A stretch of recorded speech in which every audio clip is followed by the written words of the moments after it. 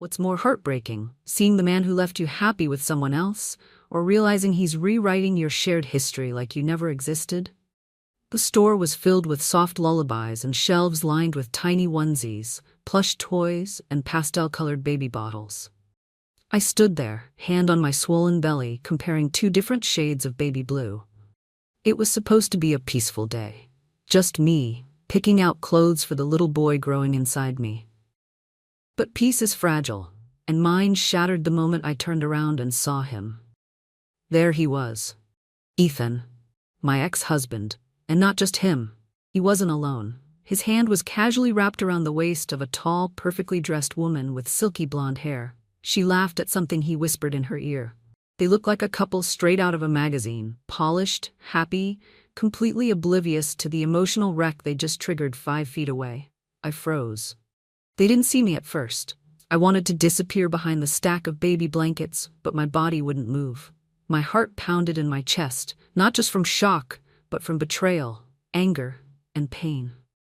Because here's the truth, they didn't know. I was 5 months pregnant with Ethan's child. He left me 3 months ago. No explanation, no closure. Just packed his things one morning and walked out. Said he needed space, that he felt lost, that he was trying to find himself. Turns out he found himself in someone else's bed. And now, here we were. I, carrying the consequence of our past, and he, parading around his future like our marriage had never existed. I reached for the shopping cart to steady myself. The world blurred. My breath caught. I didn't know whether to scream, cry, or just crumble onto the floor. But I did none of those things. Instead, I watched. I watched them walk into the same aisle, the baby aisle. They were shopping. For a baby. My mind couldn't keep up with my heart. Was she pregnant too? Were they buying things for her baby? Did he replace me so completely that even my unborn child no longer mattered? I clenched the cart tighter. That's when she noticed me. She tapped his shoulder. He turned around, and his face, oh God, the way his face changed when he saw me. The smirk disappeared. His jaw tightened. His eyes went cold, as if I was the intruder, like I didn't belong there, like I didn't belong anywhere. "What are you doing here?" he asked. No hello, no concern, just cold indifference. I wanted to laugh at the absurdity. This was a baby store. I was pregnant. What the hell did he think I was doing here? But I said nothing. I looked at the woman. She looked back at me. Up and down. Judging. Measuring. She wasn't just a new girlfriend. She was the replacement. And I realized in that moment that I wasn't just fighting for my dignity anymore. I was fighting for my baby's place in this world. I took a deep breath. The words piled up in my throat, begging to be released, but my pride held them back. I refused to break down in front of her. "I'm here to shop for my son," I said calmly, one hand resting protectively on my belly. His eyes flicked down to my stomach, then quickly away, like he couldn't bear the truth staring him in the face. The woman tilted her head slightly, fake sympathy painted all over her flawless face. "Oh," she said slowly, "you're that ex-wife." Her words sliced deeper than she probably realized. I ignored her and turned to Ethan. "So this is what you meant by needing space?" I asked quietly. "Playing house with someone new while I raise our baby alone?" His mouth twitched. For a second, I thought I saw guilt, but it vanished just as fast. "You're being dramatic," he said. "We're not here to fight. You should go." He wanted me to leave? As if I was the one who didn't belong? I felt my stomach twist, not from the baby, but from the fury rising inside me. I was sick of being treated like I was disposable. Like our marriage, our baby, my pain, none of it mattered. So I didn't leave. I walked past them slowly, deliberately, and reached for a tiny gray onesie hanging on the rack next to where they stood. As I grabbed it, my hand brushed hers. She recoiled as if my touch was something toxic. I smiled. "Don't worry," I said softly. "This won't fit your baby. It's for someone with a conscience." The silence that followed was heavy. She blinked. Ethan stepped forward. "Enough, Ava." My name, from his lips, sounded foreign now. "You left me," I said. "You walked out on your family, and now you want me to pretend this is normal?" He didn't answer. He couldn't. The truth hung between us like smoke. Then, just as I turned to walk away, I heard her whisper, not softly enough, "No wonder he left her. She's exhausting." I froze and slowly turned back around, because if she wanted a fight, she was going to get one. "My name is Ava Mitchell," I'm 32 years old, and for most of my adult life, I played by the rules. I was the good girl, the one who never broke curfew, never missed a deadline, never raised her voice in public. I grew up in a quiet neighborhood in Portland, Oregon. Raised by a single mother who worked double shifts at a diner to keep food on the table and a roof over our heads. She taught me to be strong, to be humble, and above all, to be kind, even when life wasn't. That upbringing shaped everything about me. I put myself through college with scholarships and part-time jobs, majored in early childhood education. I always wanted to be a teacher. Not because of the paycheck, but because I wanted to give children what I didn't always have: safety, encouragement, and someone to believe in them. After graduation, I became a preschool teacher. It wasn't glamorous, but it was fulfilling. I loved watching kids grow, seeing the spark in their eyes when they learned something new. I thought I had found my purpose. Then I met Ethan. He was charming, ambitious, and said all the right things. He worked in finance, sleek suits, fast cars, and the kind of confidence that made people listen when he entered a room. He was everything I wasn't, and maybe that's what drew me in. We met at a charity event for underprivileged schools. I was a volunteer. He was a donor. He said he admired women who gave back to the community. I believed him. 6 months later, we were engaged. 12 months after that, I became Mrs. Ava Mitchell Hart. Marriage changed things, not suddenly, but slowly. In ways that were hard to notice at first. Ethan started coming home later.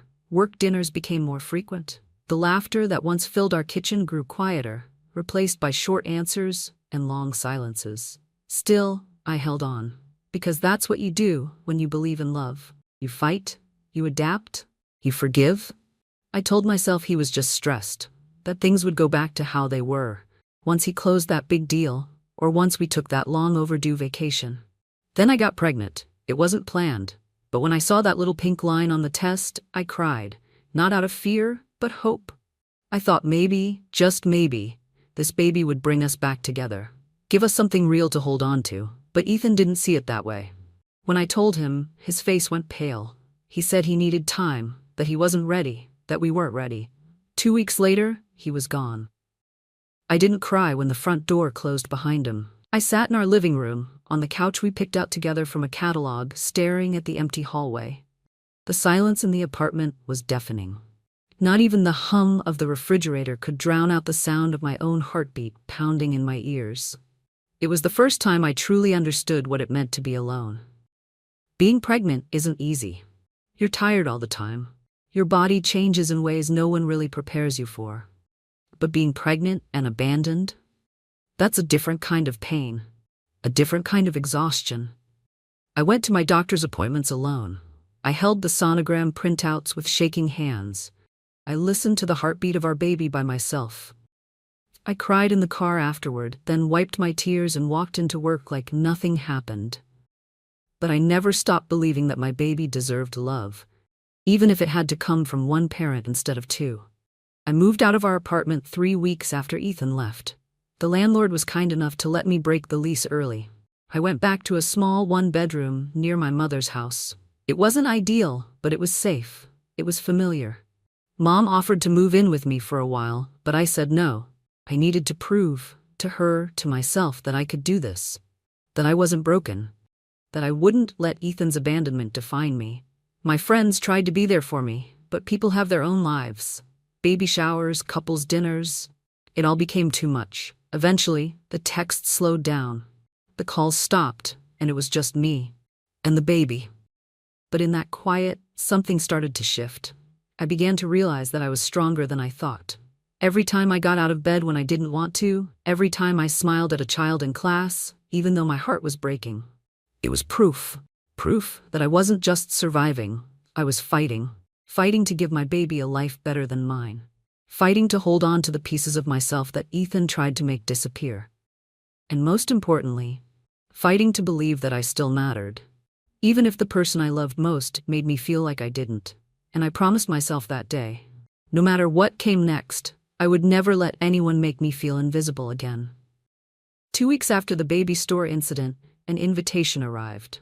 At first, I thought it was a mistake. The envelope was thick, ivory-colored with gold trim, the kind of luxury you could smell before you even opened it.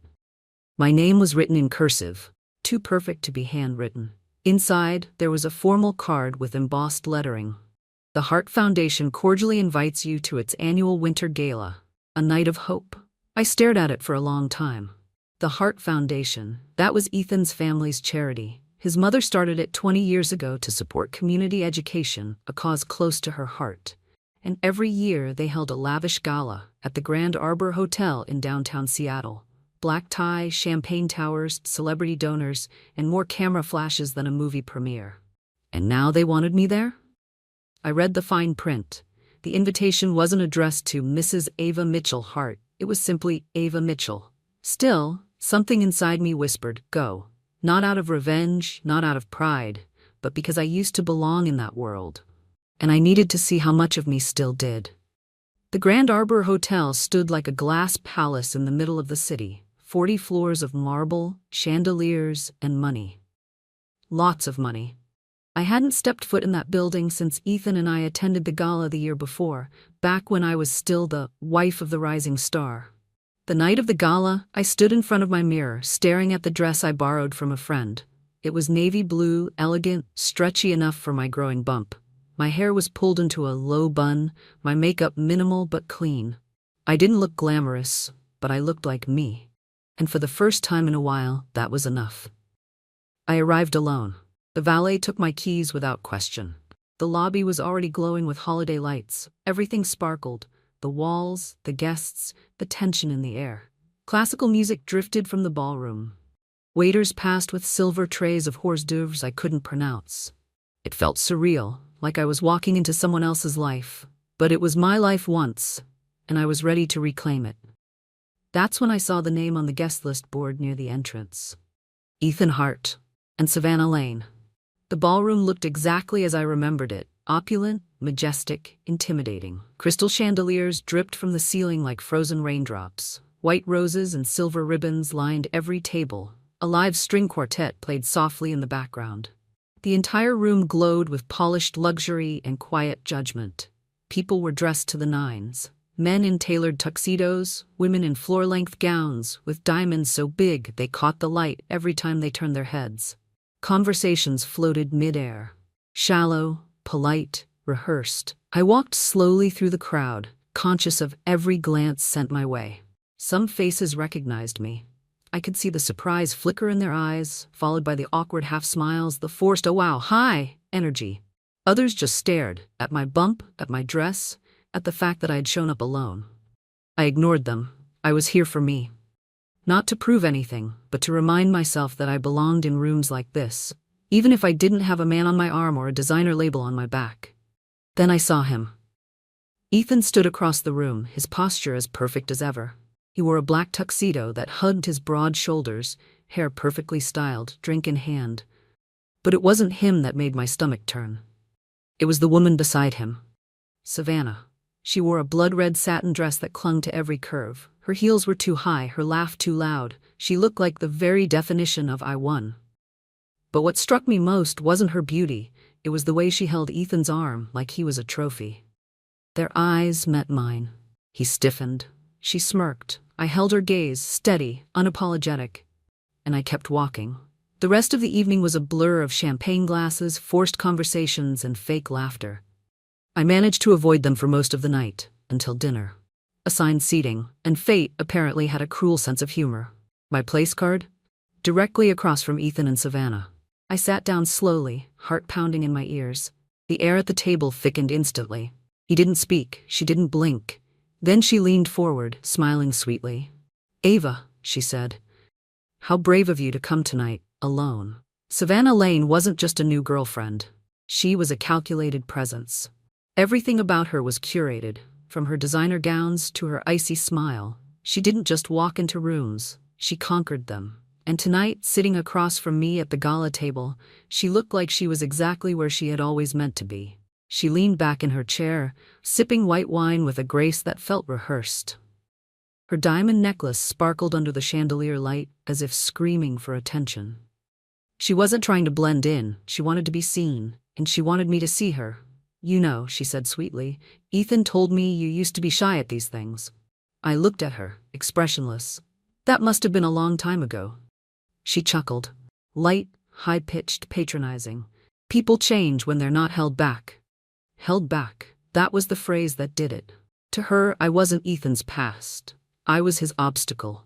A footnote in the biography she was trying to rewrite with him. Ethan, sitting beside her, didn't say a word. Not a single word. His eyes stayed on his plate as if the roasted duck could protect him from the weight of what was happening at that table. But I remembered this version of him. The one who went quiet when things got messy. The one who let others do his dirty work while keeping his hands clean. He didn't have to insult me. Savannah would do it for him. They were a perfect team. What Savannah didn't know, or maybe she did, was that she wasn't Ethan's first other woman. There had been others. Subtle flings, whispers in the office, excuses that didn't add up. I had ignored the signs, blamed myself, thought I wasn't enough. But Savannah wasn't just another affair. She was his escape plan. After dinner, I stepped outside for some air. The cold hit me like a slap, but it was better than suffocating in that ballroom. I stood on the balcony, hands on the railing, trying to steady my breath. And then, her heels clicked behind me. Savannah. She stopped a few feet away, wrapping her faux fur shawl tighter around her shoulders. "I know this must be hard for you," she said, voice soft and condescending. "But Ethan's moved on. He deserves to be happy." "And you think he wasn't happy with me?" I asked. She smiled. "He told me everything. About your marriage, about the way you clung to him, the baby, the stress. He was drowning. I just pulled him out. For a second I couldn't speak. The arrogance, the coldness. The way she stood there, calm, confident, utterly unbothered, as if breaking a marriage and stealing a man was a charity act. As if I should thank her for doing me a favor. I turned to face her fully. "He was drowning?" I repeated, voice low. "No. He was hiding. There's a difference." Her smirk faltered just for a second, then she stepped closer. "You can play the victim all you want, Ava, but let's be honest, he chose me, and you can't accept that." I looked her dead in the eye. "No, I accept it. What I don't accept is the way you two pretend like what you did doesn't matter." Savannah shrugged. "People fall out of love. It happens." "Yes," I said, "but decent people don't humiliate others in the process." Just then, Ethan appeared at the balcony doors. "Ava," he said carefully, "can we talk? Alone?" Savannah gave him a knowing look, then walked back inside, hips swaying with every step. I didn't say a word until the door closed behind her. "You told her everything?" I asked him. He sighed. "She wanted to understand. I was honest." "No, you were selfish," I snapped. "You made me look like the enemy in my own story." His face hardened. "It wasn't working, Ava. You know that. The pregnancy just sped things up." "Do you hear yourself?" I asked. "You talk like this baby is a problem you couldn't wait to escape." He rubbed his temples like I was giving him a headache. "It's complicated." "No, Ethan, it's not. You cheated, you lied, and you left." Silence. He didn't deny it, and that told me everything. When I walked back into the ballroom, something inside me had changed. Not broken, changed, hardened, cleared. They could keep their chandeliers and their champagne, but I wasn't going to let either of them rewrite the story of who I was. When I returned to the ballroom, the energy had shifted. The charity auction was starting, the highlight of every Heart Foundation gala. A spotlight illuminated the grand stage, now adorned with velvet drapes and a towering LED screen displaying donors' names. The host, a well-known TV personality, took the mic and welcomed the crowd with practiced charisma. I tried to blend into the background, standing near the back wall, far from Ethan and Savannah's orbit. But my piece was short-lived. From across the room, I heard Savannah's unmistakable voice, loud enough to cut through the music and the chatter. "You should come closer, Ava," she said, her voice sweet but mocking. "Ethan's donating something very personal tonight." My stomach dropped. I turned to see her already walking toward the stage, clutching Ethan's hand dramatically. The crowd clapped, not for her but for the next donation item being introduced. And then I saw it. On the giant screen, a framed photograph. A limited edition black and white shot of the Hart family's first charitable school in Ghana, taken by a famous photographer. Beside it, the donation caption read, "Donated by Ethan Hart and Savannah Lane, in honor of new beginnings." New beginnings. It wasn't just a donation. It was a public message. About them. About me. About what they'd left behind, and what they now celebrated. People murmured. A few turned to look at me. The words on the screen flickered again. New beginnings. Bold, glowing, final. And then Savannah, with the mic now in her hand, turned to the crowd. "We believe every child deserves a fresh start," she said, smiling wide. "Just like we've been lucky enough to find one, together." The applause was loud. I stood there frozen, humiliated. It wasn't just a speech, it was a staged spectacle, to erase me, to rewrite the narrative, to paint their betrayal as some kind of noble transformation. And I was the shadow they were trying to bury. I felt my hands shake, my face flushed hot. I could feel every eye in that room turn to me, the pregnant ex-wife they'd conveniently forgotten. I could have walked out right then. No one would have blamed me. I had every reason to leave, to cry in the car, to scream into a pillow at home. But I didn't. I stayed, rooted to the spot, staring at the woman who had dismantled my life with a smile on her face, at the man who stood beside her like he didn't have a past, like I and our unborn child were nothing more than a bad memory. I didn't realize my fists were clenched until I felt my nails dig into my palms. A waiter passed by, offering champagne. I waved him off. I needed air, not alcohol. That's when I felt a tap on my shoulder. "Excuse me," came a low voice. I turned. It was Mrs. Hart, Ethan's mother. I hadn't seen her in months, not since the day Ethan left me. She was still elegant, regal even, dressed in deep emerald satin, her gray hair swept into a flawless chignon. "Ava," she said gently, "can we talk for a moment, in private?" I followed her out to a side corridor near the ballroom, my heart pounding. "I didn't know Savannah would do that," she said as soon as the door closed behind us, "or that they would use my foundation's stage to make a mockery of everything." I searched her face, unsure if it was real sympathy or well-practiced diplomacy. "You knew about them?" I asked. She hesitated. "I knew they were seeing each other, but I didn't know it started before." I nodded. Silence filled the space between us. "I'm sorry, Ava," she said finally. "You deserved better than what he gave you." Her words surprised me, but they didn't fix anything. When I stepped back into the ballroom, the auction had moved on. The spotlight was now on someone else. The crowd laughed, clinked glasses, whispered their opinions, and yet I could still feel the echo of Savannah's words vibrating in the air. I walked past Ethan and Savannah without a word. Savannah gave me a smug glance, clearly expecting a reaction. I gave her none. But inside, I was burning, not with shame, but with a new, undeniable clarity. They may have humiliated me tonight, but this was not how my story would end. The next morning, the sun rose like nothing had happened. But inside me, everything had changed. I stayed in bed long after the light hit the curtains. My phone buzzed, messages from a few old friends who'd seen photos from the gala. "You looked amazing," one said. "You handled it so gracefully," wrote another. Gracefully, I had stood there like a ghost while my ex-husband and his girlfriend performed a public love story on top of my broken heart. Nothing about it felt graceful. I didn't reply. Instead, I stared at the ceiling, hand resting on my belly, waiting for the baby to move. Some mornings he kicked immediately. But today, it took longer. Maybe he sensed it too, that something in me had shut down.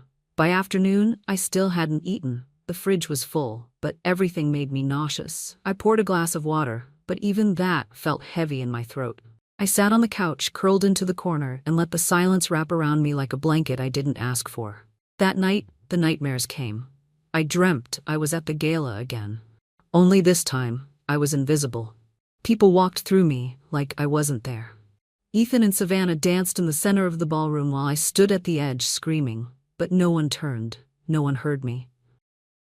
I woke up gasping, sweating, alone. The next day I tried to pull myself together.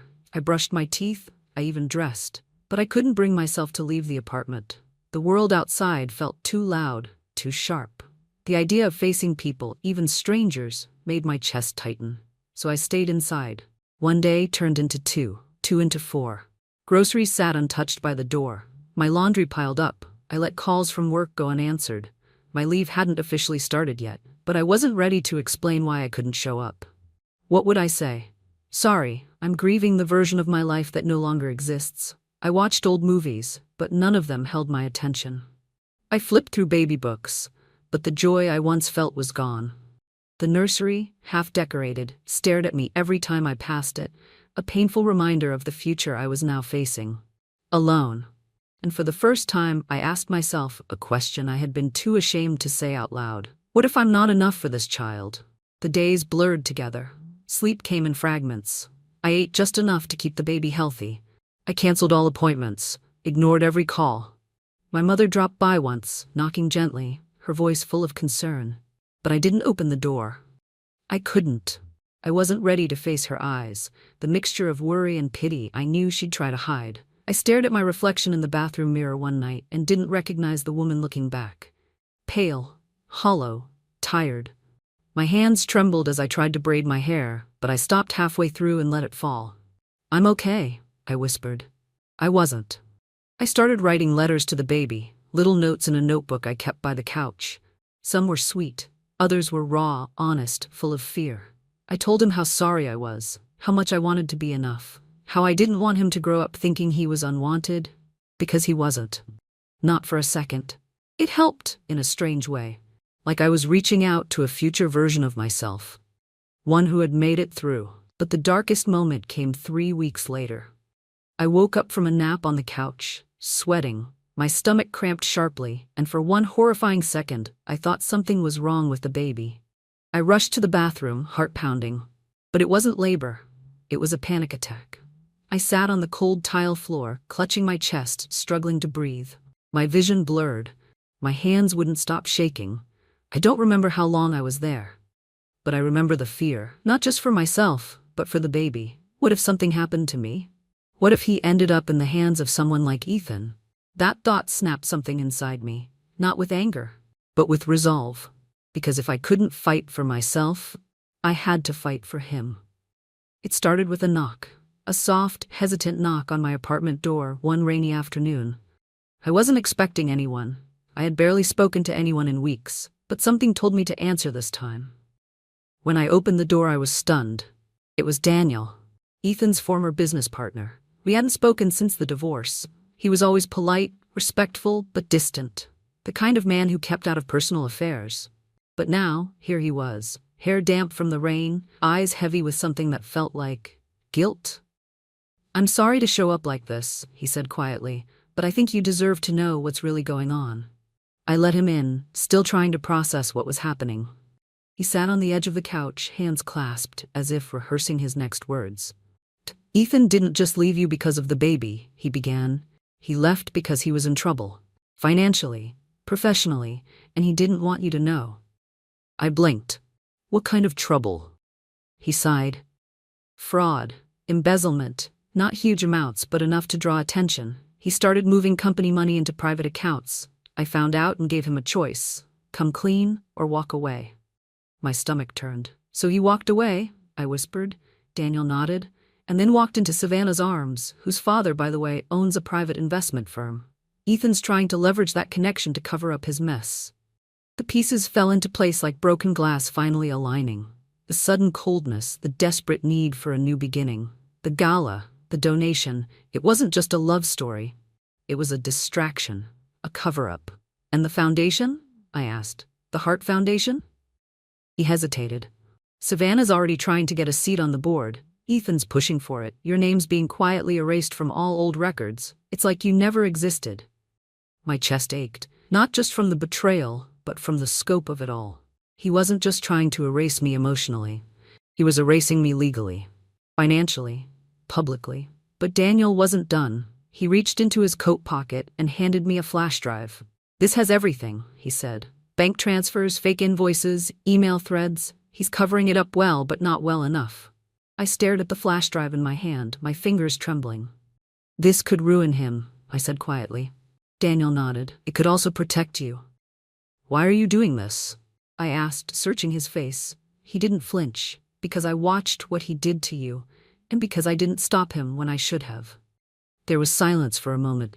Then he added, "Ethan thinks you're weak. He thinks you're so buried in grief that you'll never fight back." He didn't say it with pity. He said it like a challenge. Like he knew better. Like I should know better. And deep down, I did.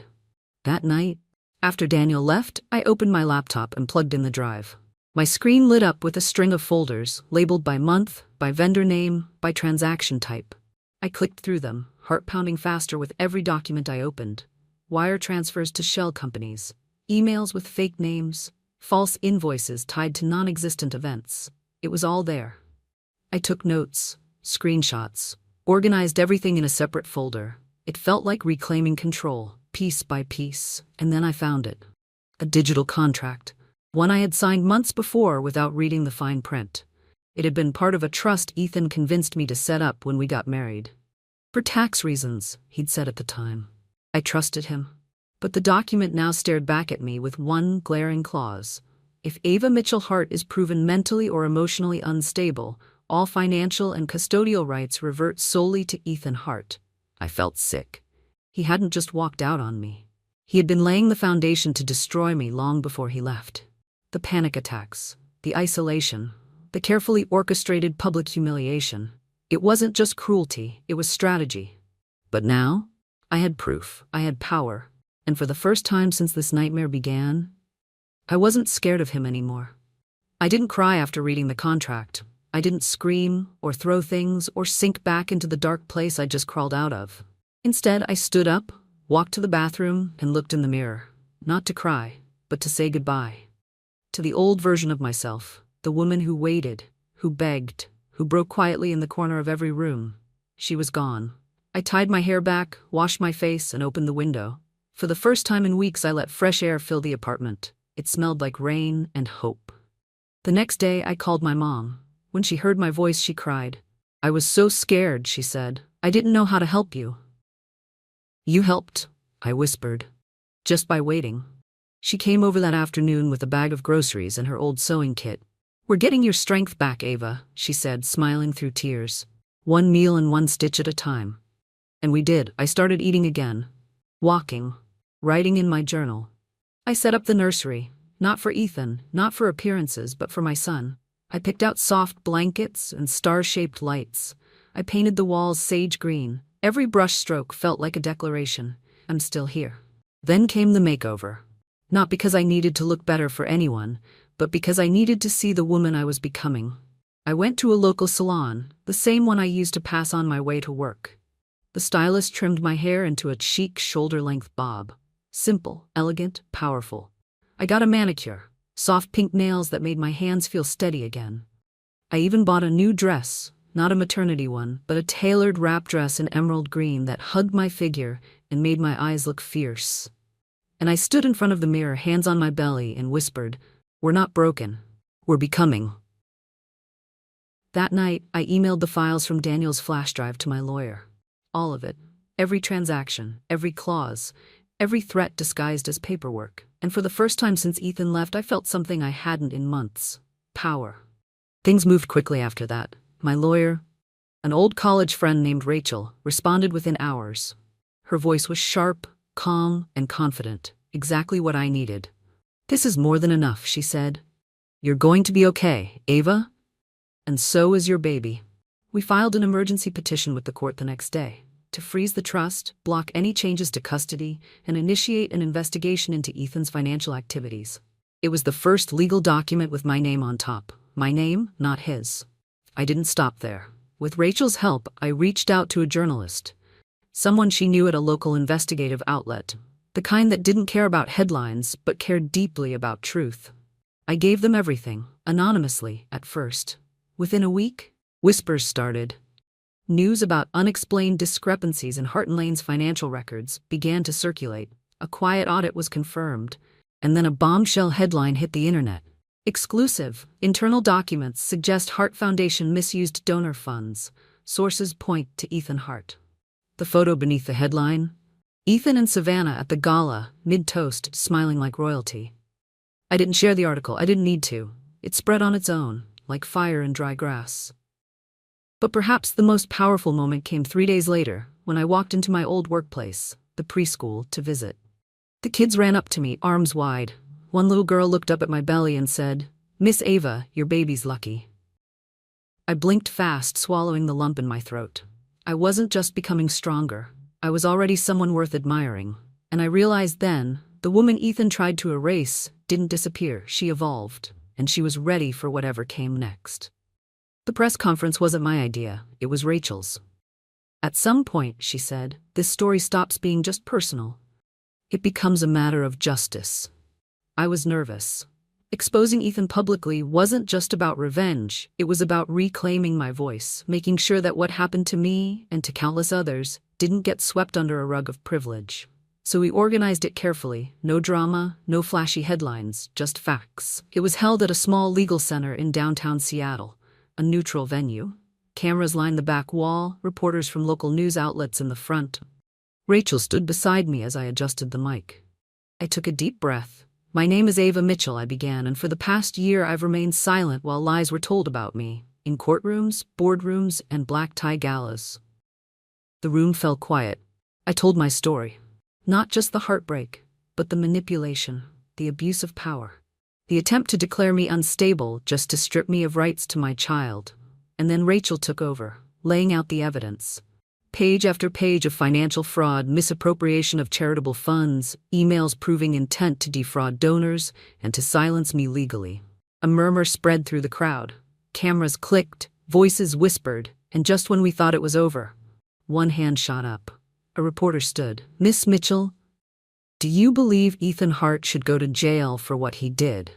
I looked straight into the lens. "I believe people should face the consequences of their choices. And I believe children deserve to grow up knowing truth matters more than wealth." That line made the evening news. So did Rachel's final statement. As of today, Ava Mitchell has filed a civil suit against Ethan Hart and Savannah Lane for emotional damages, financial manipulation, and defamation of character, and is fully cooperating with the ongoing criminal investigation into Hart Foundation's misuse of donor funds. The clip went viral within 48 hours. And Ethan? He went silent. For the first time in his life, he had nothing to say. What followed was a chain reaction Ethan couldn't stop. First came the press frenzy. Every media outlet, from business magazines to morning talk shows, ran the story. The man once hailed as a young visionary was now facing allegations of fraud, manipulation, and abuse of trust. Then came the fallout. Donors pulled out of the Hart Foundation. Savannah's father publicly distanced his firm from Ethan. Their relationship, once paraded on social media, went radio silent. And finally, the investigation escalated. Ethan was subpoenaed. He denied everything at first, called it a smear campaign, claimed I was a bitter ex-wife, but the evidence spoke louder than his denial. The court date was set, and I was ready.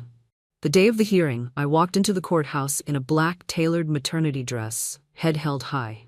Cameras flashed, but I didn't flinch. I wasn't the woman from the baby store anymore. I wasn't the shattered wife hiding behind closed curtains. I was a mother, a fighter, and a woman with nothing left to lose and everything to protect. In court, Rachel delivered a brilliant case. The financial records, the signed contract, the media manipulation, the attempted character assassination, she laid it all bare. And Ethan? He sat at the defense table, pale, sweating, his lawyer whispering frantically in his ear. When Savannah took the stand, she broke within minutes. "I didn't know about the contract," she said.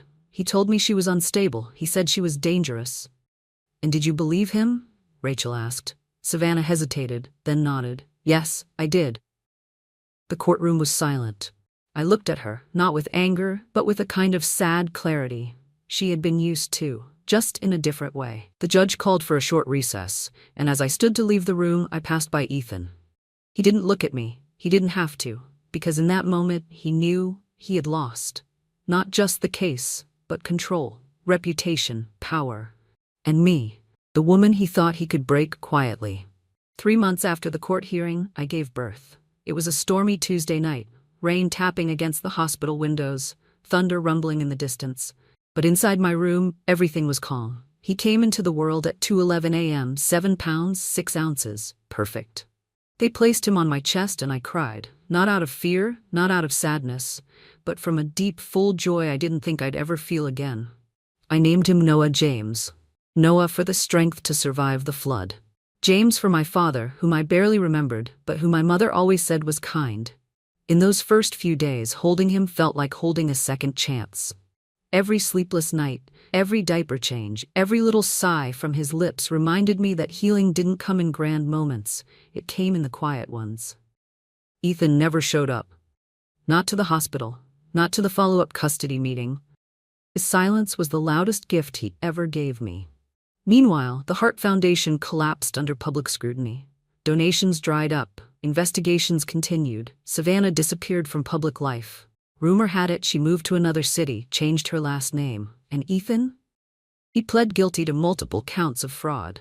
Part of his plea deal required him to relinquish all financial ties to the foundation and to dissolve the trust he created to manipulate my future.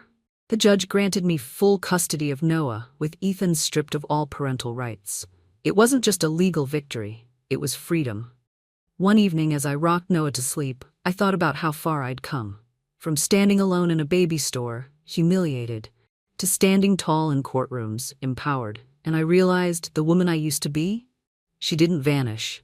She evolved into someone even she didn't know she could become. 6 months later, I stood in front of a group of women at a local community center, the same one where I used to volunteer before my life fell apart. Except now, I wasn't just volunteering. I was leading a workshop. Rising Through the Wreckage, it was called. A support group for women navigating life after betrayal, abandonment, and emotional abuse. I looked around the circle, at the tired eyes, the hesitant smiles, the quiet strength in every posture, and I told them my story. Not with shame, but with pride. Because surviving isn't weakness, it's warriorship. I lost almost everything, I said, but I gained something better. A self I actually like, a life I'm proud of, and a son who will never grow up watching his mother shrink for anyone. They clapped. Some cried. One woman hugged me afterward and said, "You made me believe I can start over." That night, I tucked Noah into bed, his tiny fingers wrapped around mine.